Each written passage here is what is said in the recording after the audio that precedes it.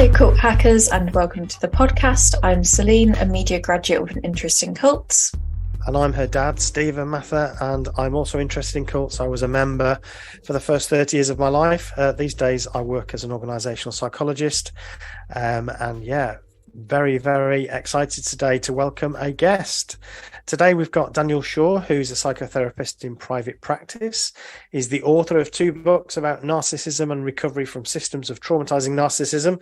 So we're going to get him to tell us all about what that means.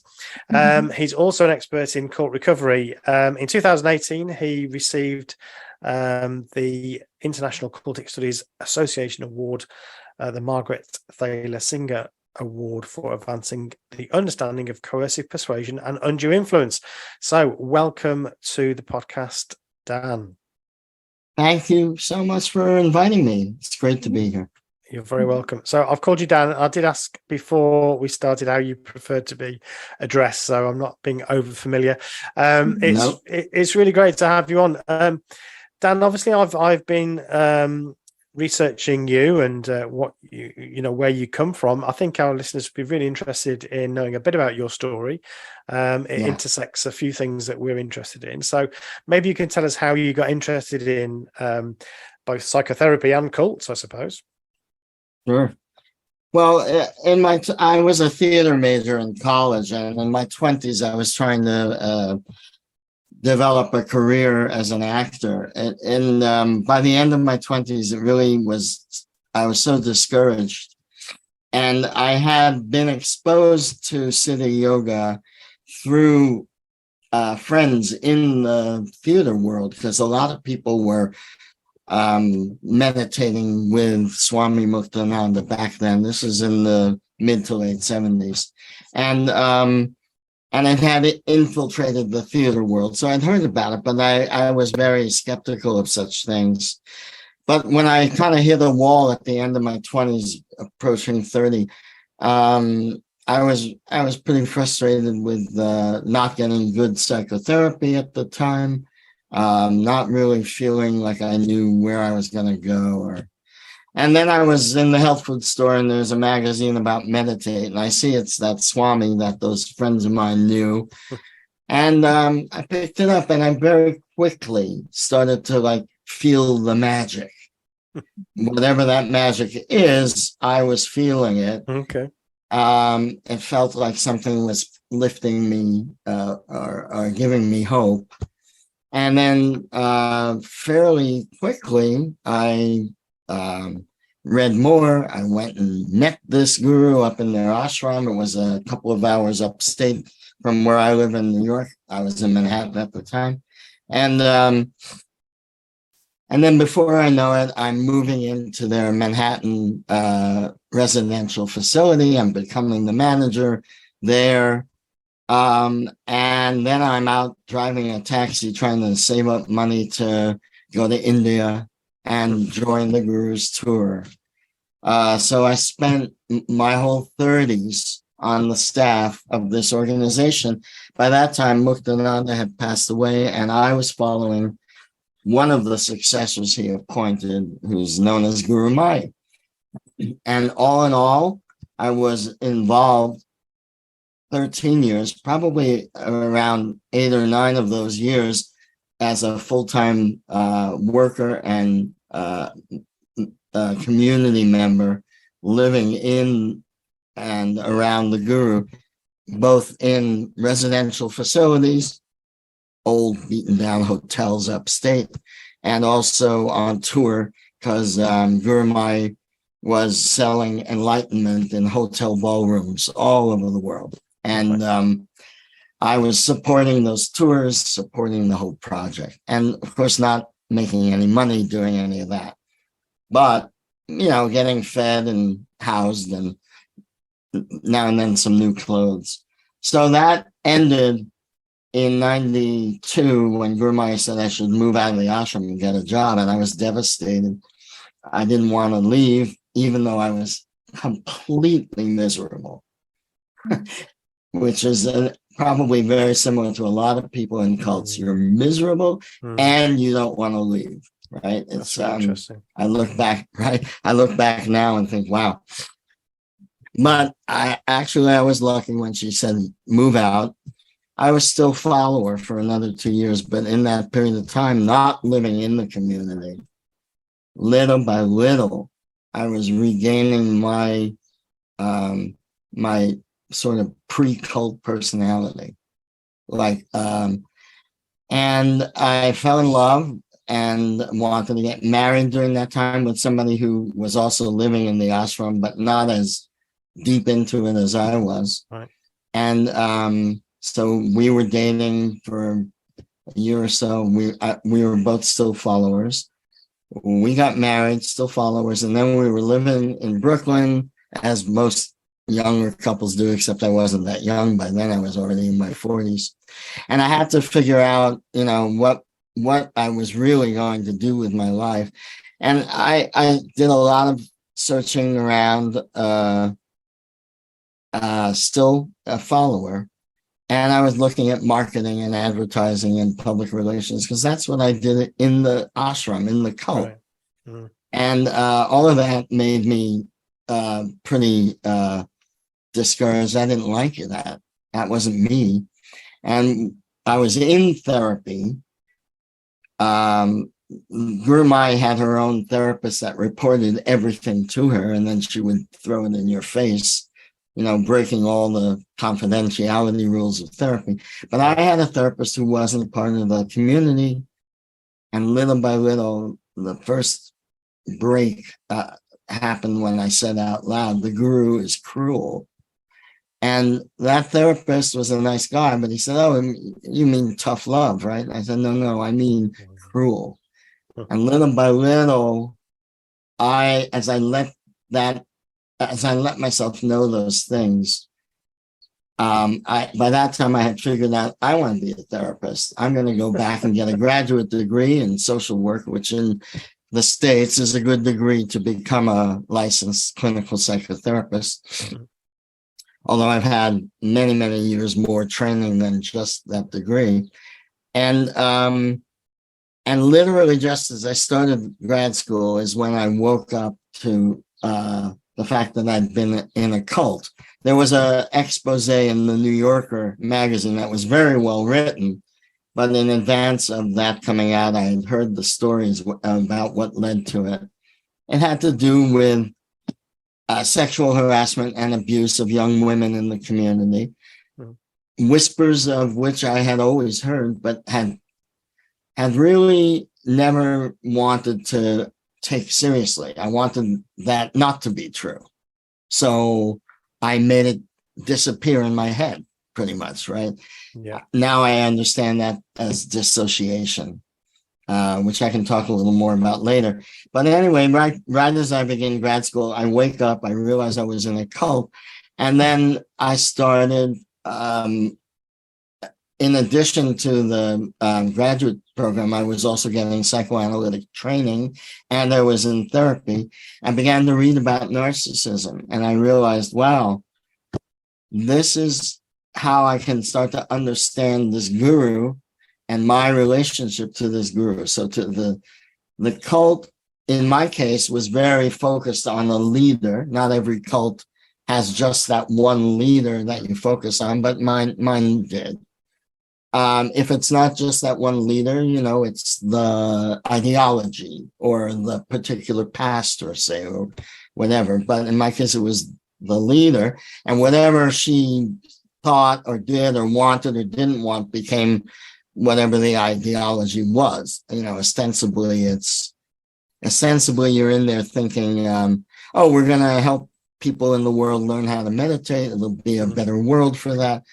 And really all you're doing is figuring out how to make the guru feel like they're the biggest, hot turd in the universe, that everything revolves around them. And that's all we did in that cult. I realized, after leaving for 13 years, all I did was figure out, how do I make this guru feel like she's the biggest, most important person in the universe? And that was the whole work of the whole group. I think that's true of most cults. If it's a cult, that's what's happening, right? So anyway, I finished grad school. I wrote an essay called Traumatic Abuse in Cults. I was all ready to start my psychotherapy practice. And when I put that essay online, all of a sudden, hundreds of people were seeing it. This is 1996, around there. And so some of the people started talking to me. I now had a license to practice. So I was pursuing a general psychotherapy course, but I also began to talk to cult survivors. Of course, I talked to many of the people that also left Siddha Yoga when I did. So we had our own support group. And it's been that way ever since. I've always worked with the general population, but also with cult survivors. And then when I wrote my first book, it came out early 2014, Traumatic Narcissism. About a year after that, people started to read the book, and my clients became people who were in families that were similar to the cult structure, right, with a family member, sometimes siblings, sometimes a parent or both parents, that very much resembled the narcissistic cult leader. So I really have been developing. I'll just say one more thing. I know it's a long answer, but what really preoccupied me from the beginning was not why did I get into a cult? What's wrong with me? I mean, it's so obvious why and what was wrong. I was miserable. I was frustrated. I had gaps in my upbringing that led to insecurity, et cetera, et cetera. We could, that subject is a no-brainer. And I was vulnerable to influence at a very vulnerable time in my life. But what I really wanted to understand was why do cult leaders behave this way? And over time, I realized they all behave exactly the same way. And so do certain people in your life, bosses, family members, partners, even your own doctors or therapists might have that same way of behaving. That's what I wanted to understand. So that's what traumatic narcissism is about. Yeah, that's really interesting, because there's so much I want to ask you about. I'm sure you're the same, Celine. Start writing notes. Yeah. So this phrase that you use in your book. So I've been reading your first book, and you talk about traumatizing narcissist relational system. So right. Just repeat that for our listeners: traumatizing narcissist relational system. And I feel like certainly in your first book, this is the framework that you're using to understand both the cult leaders and what's happening to people within those groups. So maybe you could tell us a little bit about what that actually means, please. Right. Yeah. Well, what I realized was that there's, the reason there's a cult is because of who the leader is. If the leader is this kind of a narcissist, extremely narcissistic person who has come to have like this delusional belief in their own perfection and superiority, along with that delusional belief about themselves is this sense that they're infinitely entitled to whatever they want. Anything they want or say or do is right. And therefore, if you want to be in their world, you have to show that you agree. Yes, everything you say, do, want is right. And so I saw that person who becomes a cult leader as this kind of narcissist with a delusion of omnipotence. So that's the first phrase that I like to use: delusion of omnipotence. Like, if you think you're God, you are delusional. God doesn't take a human form. Now, some of these religions will say, oh, that's not true. God does. But no, God does not, because God is perfect. If you believe in God, human beings cannot be perfect and cannot be gods. That's like why there's God and humans. They're not the same. But these cult leaders insist that actually I've crossed that boundary and I am the same as God. Omnipotent means all powerful. So they believe in their all powerfulness, and I guess create a system that then backs that up, that supports that delusion. That's right. So they start out with that delusion. Now, I wanted to understand, well, how did they come by that delusion? Usually I've learned through studying the biographies of the leaders that these are people who grew up with a great deal of shame and humiliation as part of their background. Maybe they were bullied. The Japanese grew with the nerve gas, Shoko Asahara. Robert J. Lifton wrote an excellent book about him, which details his humiliating upbringing. And how does he solve the problem of being so shameful and humiliated? He develops this delusion of omnipotence. I am perfect and all-knowing, all-powerful, and you should follow me. It's a delusion, but it's there to defend himself from his own feeling of being just shamefully worthless and humiliated. Not humble, humiliated, and the opposite of shame, humble, right, is being narcissistic. So they become this hyper narcissistic person, and it's very charismatic and thrilling and exciting for a lot of people, especially if you're kind of feeling powerless yourself and somebody displays that much kind of power and it seems benign. You might get drawn into it.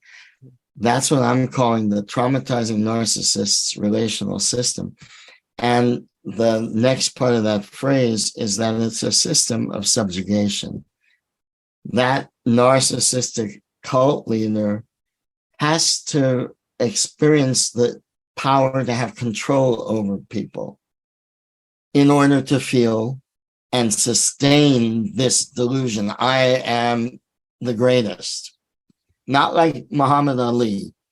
He was great. He actually, in my view, had actual humility. He was not a cult leader, even though he proclaimed, I am the greatest. It was ironic. Cult leaders have no irony whatsoever about this. And maybe some of your listeners never heard of Muhammad Ali. Look it up, because I know everybody's younger than me now. But he's a wonderful figure, a fascinating person.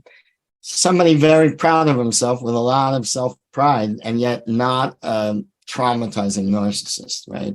So you can be charismatic and not be a traumatizing narcissist. But these guys in particular have this delusion that they're perfect and they're gods, and they need to constantly prove that to themselves, and they prove it to themselves by being able to dominate and control other people. And the way that they're able to dominate and control is through subjugation, meaning you make somebody feel small. You make somebody feel aware that they're small and powerless, and they should be ashamed of themselves. Every cult is based on the idea that you need to purify yourself in order to be able to experience what the cult has to offer. So ostensibly, the guru, the traumatizing narcissist, is the absolute model of perfect purity. And they get to tell you whether or not you're pure or impure. And what they always reinforce is how impure you are, because that's how they subjugate and control you. So if they don't want to feel ashamed, small, powerless, they have this delusion about themselves, but they need all of the followers to feel the smallness and the shame and the powerlessness. That's how they have followers. As long as I feel like you're the source of my power, because otherwise I have none, then I will stay and support your mission, even as in some cults we know, to the point of mass suicide, right? So that's the idea. The system that the narcissistic leader creates is this relational system of subjugation. And what's traumatic for the follower is the loss of the integrity of the self, the loss of the faith in themselves, the sense of their own goodness, because everything has to come from the guru. So what's taken from you is your basic humanity, because now you're impure and you're dehumanized. And as long as you're a follower in a cult, you have to purify. That's the trauma. To be made to feel as though you're that you're endlessly impure and endlessly required to prove that you're purifying yourself. Yeah. Right? And I guess that hope is always, it's like the carrot, just dangling in front of you, that, if I could just be a bit more pure, if I could just be a bit better, a bit more perfect, then I would reach that. And of course, that is part of the tactic of the cult leader, to keep it just enough away from you that you never quite reach it. Absolutely. Even when you rise in the ranks, there's always somebody above you ready to squash you. Yes. Yeah. Celine, you've been making notes. So what questions have you got for Dan? Because I don't want to hog the conversation. No, that's fine. I was just sort of thinking about, when you mentioned it being sort of applicable to family structures as well. It's not just sort of the larger cult groups and things like that. I was just wondering, intersection of that is, do sort of cult groups as well, do you notice more sort of these narcissistic structures within families when they're also within cults, if you see what I mean? Right. So that multi-layer, that multi-ring, is that more common in your experience? Actually, having a narcissistic leader of a family is common in or out of cults. So it's not like it's more common in a cult. I don't think. I mean, this is anecdotal. I don't have like statistics, but my experience is that it might be the case in some of the families who become cult families, and it might not. But it's something that can happen in any family when somebody in the family has that personality structure, which again is compensating for a sense of being small and shameful by developing this delusion of being, perfect and superior. Right. So I say omnipotent because gurus go all the way to omnipotent.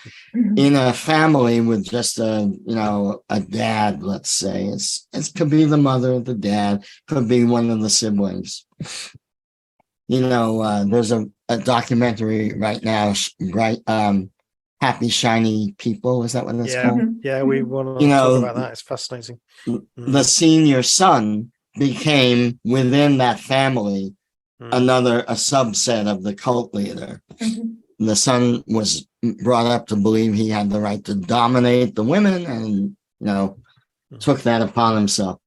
But so yes, the thing that happened to me was that I left the cult, started to analyze the guru, and then started having clients in my psychotherapy practice who were describing families with exactly that kind of person. And none of them had ever been near a cult. And yet within the family, it was the same dynamic. That's when I began to see that, this is a relational dynamic or system that is potentially going to occur in any kind of group or in any kind of couple. So if you do couples counseling, and the couple walks in, and one of the partners is absolutely convinced that they are infallibly perfect and that everything is all the other one's fault, there you're seeing it right there just in a couple. And if that doesn't budge, then you've got a problem, because if I'm always right and you're always wrong, you just have to keep submitting more deeply until you erase yourself and you don't even feel like you exist, which is what happens if you stay in a cult long enough. So, right. So I think what you asked is a great question, but I'm always reluctant to say that everybody who got into a cult came from that kind of family, because it's really not the case. Yeah, that is a really interesting question. I've got another difficult question for you, Dan. No, we're going straight in for it, aren't we? I'm going to hit you with it now. Good. So one of the things that interests me, obviously, I was raised in a group that, in many respects, doesn't fit that sort of pattern of the single charismatic leader. There was obviously, so I was raised as a Jehovah's Witness. You probably know that, right? Oh yeah. My group, there was obviously an individual who started off this group called the Bible Students, and from that there was a number of iterations. So I guess maybe he was a charismatic character. I have no idea whether he's narcissistic or not. But over time, it becomes sort of a bureaucracy and an administration rather than a kind of personality cult. I'm sure that you could describe certain leaders within the organization in certain congregations in this way, but that wasn't really my experience, I would say. And this is a controversial idea, and I've floated it a few times, and nobody's really agreed with me. So it could be I'm completely wrong on this, Dan. But in Jehovah's Witnesses, they worship essentially Yahweh. The common, more anglicized way is Jehovah, but it's basically the Yahweh, the God of the Old Testament, and they believe that this God is the same God all the way through. I guess like most Christians do, but they have much more emphasis on Yahweh than most Christians. So Jesus takes a bit of a backseat really for Jehovah's Witnesses. It's really about Jehovah, and if you the way you interpret the Bible and interpret this character, this God, Jehovah, Yahweh, in the Bible, I think it's easy to interpret that character as itself a very narcissistic character. So very 1 minute it's authoritarian, scary, unpredictable, jealous gods, no other gods to my name. The drop of a hat will just slaughter his own people. No interest in, and I wonder whether, in a sense, the organization has created a kind of a narcissistic character as its leader, not necessarily on purpose, but it feels like that. And I was scared of this God because he was so unpredictable and so on. I mean, obviously you weren't raised in that setting, but I just wonder what's your observations about that, about my theory. Oh, well, I don't think there's anything wrong about it at all.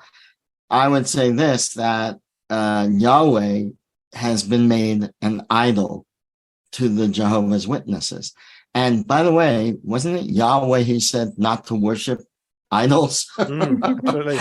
Right? So I was, my family is Jewish, and I was not raised as a religious observant Jew, and we were secular, and my parents had a socialist leaning. I think that means the same thing in the UK as it does here.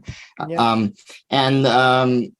they were liberal, progressive people, and they were working class people, but their parents had been religious, and everybody was assimilating in America during those 20s, 30s, 40s.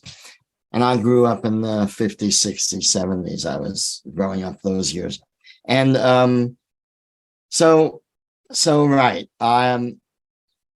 in Jehovah's Witnesses, and I've worked with some of the people who have left JWs, the witnesses.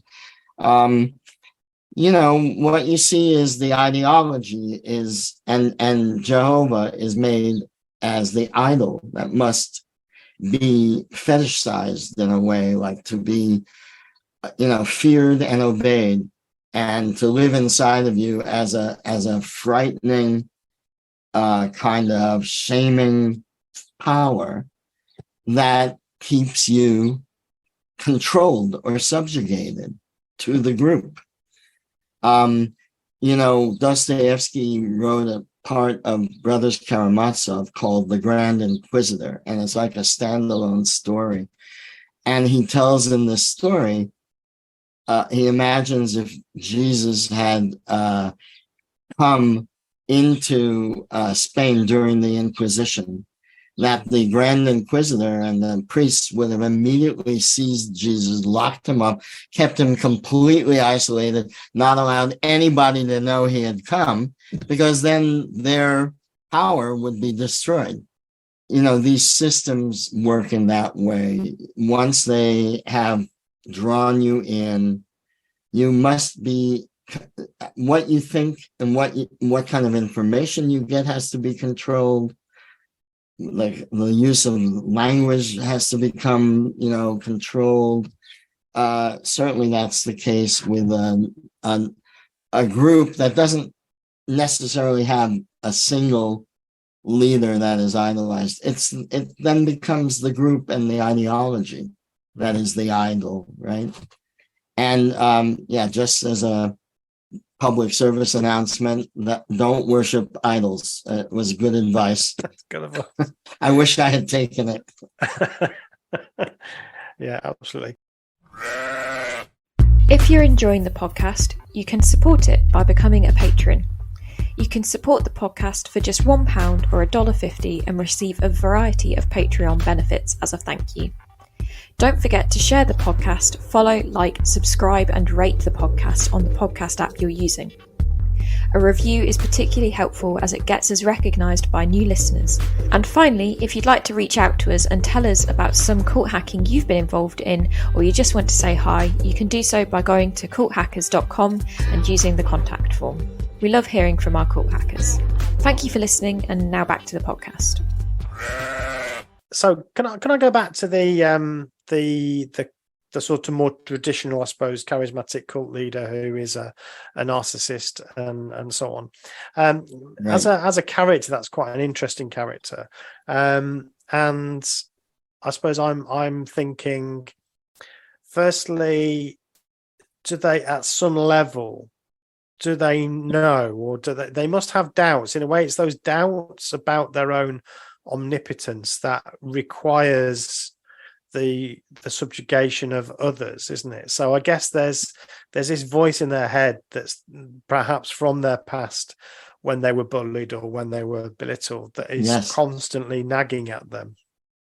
Yes, I think so. But they are,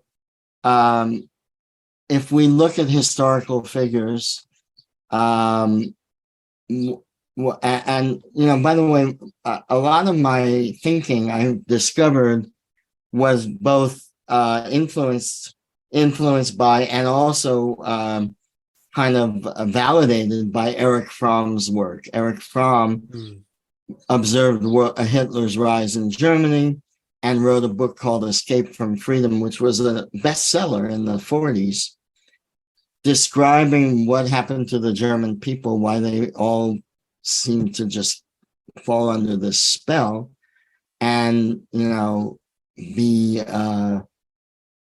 become able to dissociate and tolerate the level of evil that was going on there. It's astonishing if you think about it. So if we think about Hitler, look at the lengths that he had to go to constantly prove to himself that he was omnipotent. Ultimately, he had to find a way to get an entire nation willing to act out these unspeakable cruelties. And yet, when it was clear he would be defeated, what did he do? He shot himself in the head. Now, one way to think about that would be that, ultimately, a narcissist, this kind of traumatizing narcissist, believes that they are the most powerful force in the universe, and they are more powerful even than death. And if death is going to come, it'll be by their own hands. Death's not going to, humiliate them. They'll be in charge of death, right? It's that acute a delusion. So Is there a nagging voice in the back of their heads? If there is, they are working night and day to keep it quiet. And the main way they do that is through how they control other people. So some cults control a dozen people or 3 or 4 people. Charles Manson's cult was not that big. Some cults control nations to this day. Yeah, I don't know if have you ever seen the latest version of The Invisible Man, Dan? Have you watched that movie? Oh no, I didn't see that. I did a review of it a year or so ago, and it's definitely worth watching. I think you'd find it fascinating. So, The Invisible Man's sort of a sci-fi classic, but the later version, the newest version, I think 2020, something like that. It's really a study of coercive control within a relationship, and the Invisible Man is the abuser in that relationship. You should definitely check it out. I think you'd find it really interesting. I think it's a really good and sort of analogy of that. You mentioned a couple of times about sort of disassociation, and I don't think we've ever actually covered what that means or is, which feels like a misstep after so many episodes. But would you like to talk about that a little bit? Yeah, I thank you for reminding me. I do think it is an important subject.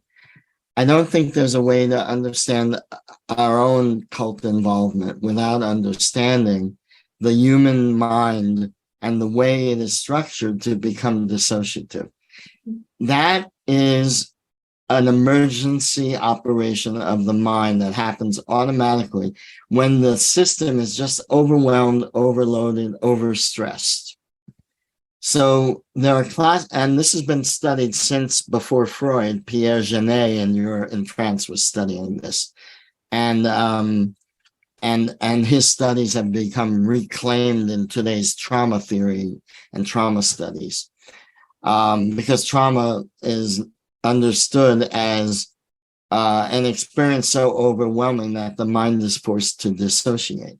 Now, in the UK, by the way, have you spoken to Alexandra Stein on your program? Yes. Yeah. So her work is wonderful about this, and she links it to attachment styles that also naturally create dissociation.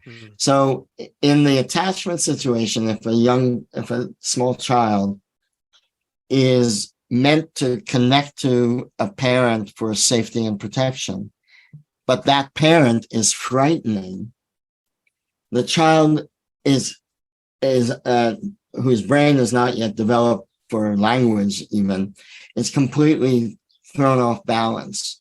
I need you for safety. You're terrifying me. The child is seen to begin dissociating even before developing language, and then is later seen to have a dissociative structure kind of tendency in the personality. Dissociation is what somebody once, one of the main researchers called the escape when there is no escape. So when I was in City Yoga, I was terrified and intimidated by the guru. The guru means to be intimidating as a part of the control operation, intimidating, belittling, and humiliating followers are the main behaviors of the traumatizing narcissist. So I was certainly very intimidated. I'd been belittled. I'd been made to feel ashamed, humiliated. In order to believe that the guru was my salvation, I had to try to cling harder to the guru and believe that everything that's wrong is my fault. So I'm dissociating at that point that the guru is cruel. And only when I was in therapy a year or so before actually leaving the cult could I finally come out of my dissociation enough to articulate the guru is cruel. Up to that point, I had to dissociate what the evidence of my eyes and ears, not know what I knew, and cling to the belief that I'm defective and I need redemption and salvation. The that's what I have to believe in order to stay connected to the person who is abusing me. So anybody in an abuse situation who can't leave is struggling with the mind's way of trying to escape what's overwhelming or unbearable by not knowing it. Yeah, I'll just say one more piece to that. Combat veterans are well known to come back from war with PTSD. They are unaware often until they get help that those symptoms are directly linked to what they suffered in terms of what they observed and experienced while they were in battle. Only with help do they lift out of dissociation to connect those dots and then begin to heal those wounds. So, yeah, dissociation is important for people in recovery from cults. So I guess it's like a sort of shutting down of your connection to reality. It's you described there a kind of complete denial of what's going on, and of course gaslighting is a common term within cults, and I guess you're sort of accepting that that reality that you've been presented with. You're not associating with it in a tangible way or a real way. That's right. That's right. Yeah. Out of your own effort to preserve the relationship at any cost, you dissociate from what's really happening and you adopt the gaslighting narrative, which is it's all your fault. So it's all my fault. You're not being cruel. You're actually this all loving, perfect leader. It's my fault. You have to dissociate the reality in order not to lose the connection. And that's why when I left, it was preceded by 2 years not living in the community that bolstered me enough to really make that leap out of dissociation. Yeah, it's one of the things that Alexandra Stein talks about, and other experts in, I think Julie Jenkinson talks about it as well, about the importance of getting away from the situation. So physically removing or moving yourself out of that is kind of the first step to recovery. Yes. Julie's book just came out. I'm sure you're aware. Yeah. Cool. No, that's interesting, because I think that before talking about all this kind of stuff, all the cult related stuff that obviously we talk a lot about these days, I'd only heard about it in the term dissociative identity disorder. That's kind of how I started. Sort of, I guess one of the things that I was like, oh yeah, that makes sense. that would be right. That's become famous on TikTok. From what I understand, I haven't viewed the videos myself, but DID, dissociative identity disorder, would be the furthest point on the spectrum for dissociation, where you might actually have amnesia about different parts of yourself. Dissociation in the more common iteration, the way it is more commonly expressed, like the lowest level would be, why did I come into this room? What was I looking for?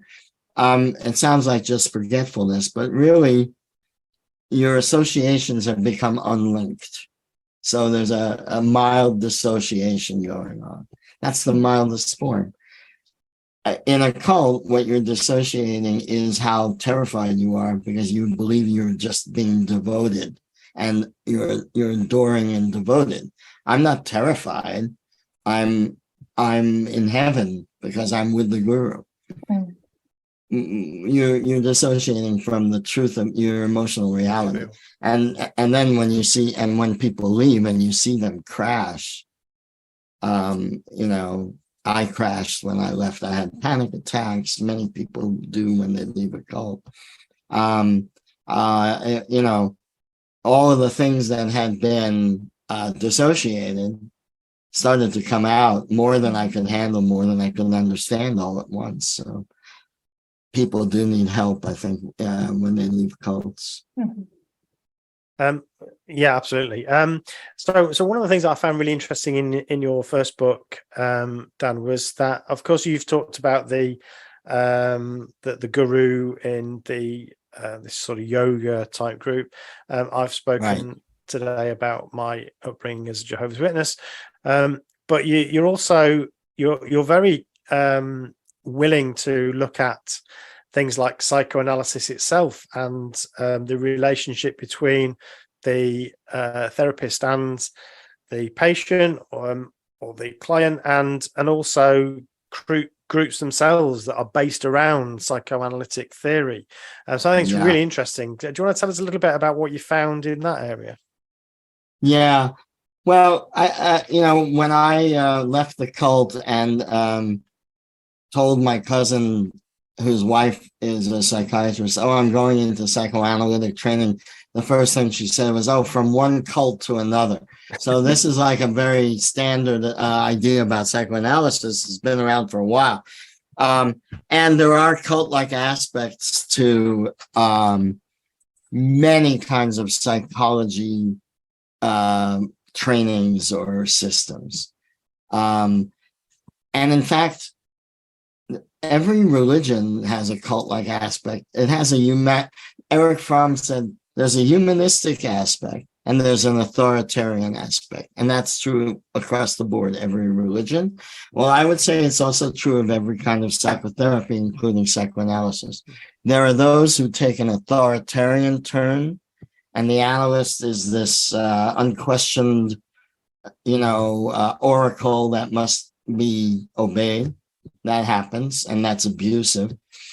Or there's the humanistic analysts, and in the UK, they some people would disagree, but Ian Suttie and Donald Winnicott, Ronald Fairburn, these were psychoanalysts in a humanistic tradition, in my opinion. And those are people that have influenced me in how I think and work as a psychotherapist.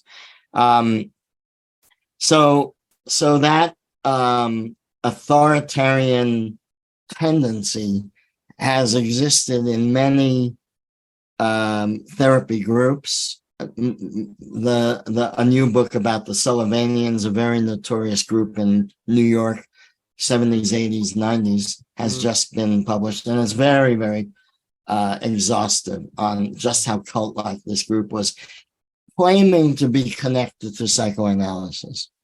I feel that as a psychotherapist, it's very important to be thoughtful and mindful of one's own narcissism, which would take the form of wanting your patients to be gratifying and like becoming almost coercive in terms of getting them to acknowledge that you are helping them. Well, as a patient out of a cult in a psychoanalytic treatment, I didn't want to give my therapist that, and she took the brunt of it well. My analyst was able to tolerate my defiance and my opposition. I needed to be able to have that because I had been utterly submissive for the last 13 years, right? But there are many therapists who don't understand the importance of the patients being able to say no, the patient not being willing to gratify you, and that means it's going to hit the therapist's narcissism. And that's a problem that I think should be like an occupational hazard we should all study and understand and learn about, and try to help each other navigate when and if our narcissism does arise. Too often, narcissistic therapists go off on their own. They hide from the rest of their colleagues, and you only find out when it hits the newspapers that they've been abusing their patients. But it happens. I guess it's these power differentials, isn't it? Whenever you have these setups, and not necessarily in themselves bad, but it happens with surgeons as well. And you talk about political systems and parties and so on in your book as well. So I guess there's any number of different ways these sorts of things can show themselves. Yes, exactly. That is what I wanted to try to convey, that there's a dynamic. So I called it the traumatizing narcissist relational system, and it can exist in any kind of group or even just a couple. And we should learn about that, I think. I feel like we don't, well, I don't know about Europe. Europe might have better educational systems than the USA. I'm pretty sure they do. But, we don't really learn about critical thinking. And there are political movements in this country to absolutely erase critical thinking altogether, which is, very Nazi-like in my view. The book banning that's actually going on right now here. It's hard to believe, but it's scary.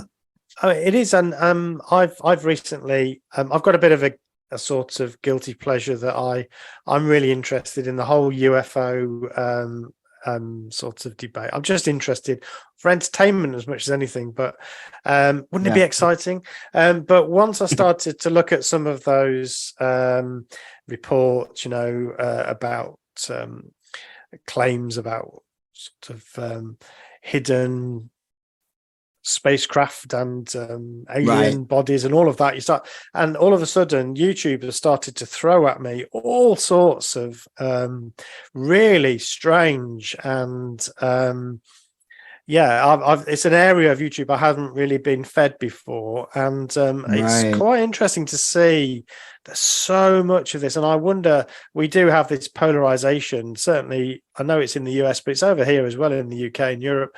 This polarization, and it's almost like there's a kind of cultic mentality going on with these extreme views on both sides of the aisle, really.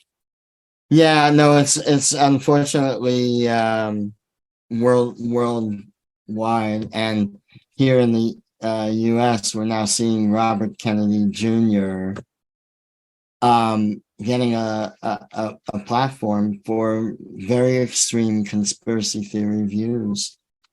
During the pandemic, where people were so isolated and frightened, I honestly I never before or since, I was getting 2 or 3 calls a day from people who had loved ones who had become completely, taken in by conspiracy theories. And they were emptying bank accounts, and they were disappearing, and they were,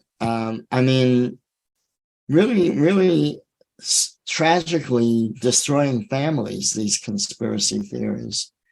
And it's not over, that whole tendency. It's not over. It's a radicalization process that I think is happening. And as I say, it's not on one side of the political spectrum. I don't think it sort of cuts across in different ways.